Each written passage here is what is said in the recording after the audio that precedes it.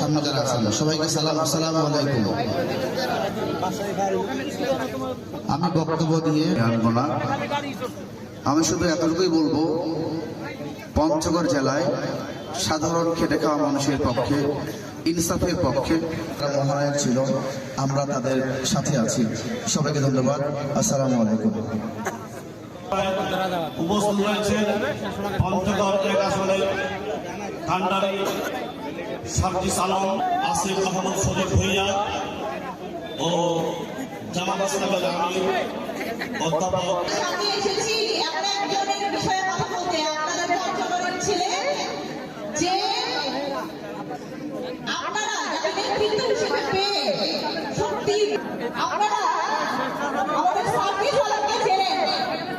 আপনারা এই জুলাই গণঅভ্যুত্থানের মধ্য থেকে আমি গত 1.5 বছরে দেখেছি, এই গণঅভ্যুত্থানের পরে এই এনসিপি যখন থেকে শুরু হয়েছে তখন থেকে আমি দেখেছি তার জ্ঞান তার আছে এবং পঞ্চগড়বাসীর দায়িত্ব নেওয়ার জন্য, আপনাদের দায়িত্ব নেওয়ার জন্য সে যে পরিমাণ পরিশ্রম করেছে, হচ্ছে এমন একজন প্রার্থী যে শুধুমাত্র পঞ্চগড় না, বাংলাদেশের যে কোনো আসনে দাঁড়িয়ে জিতে আসার মতো প্রার্থী। ঠিক কিনা বলেন?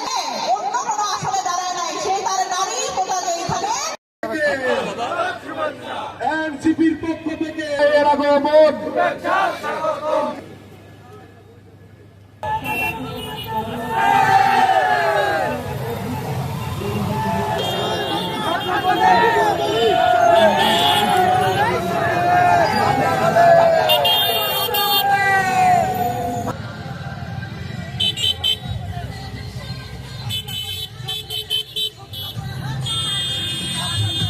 আস্তে আস্তে আস্তে আস্তে আস্তে